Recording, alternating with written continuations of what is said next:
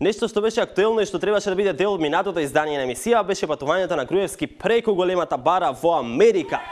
А минатото издание беше целосно посветено на настаните од Кале, па ајде сега да видиме што направил нашиот премиер таму.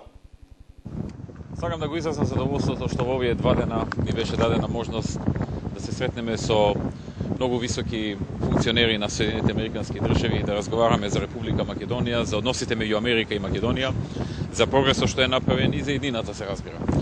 Она што можам да го кажам е дека имавме средба вчера со господинот Гордон Браун. Премиере, се до тоа супер, ама како да ви објаснам, како да ви го кажам ова, да не ме сватите погрешно. Ај вака ќе пробам.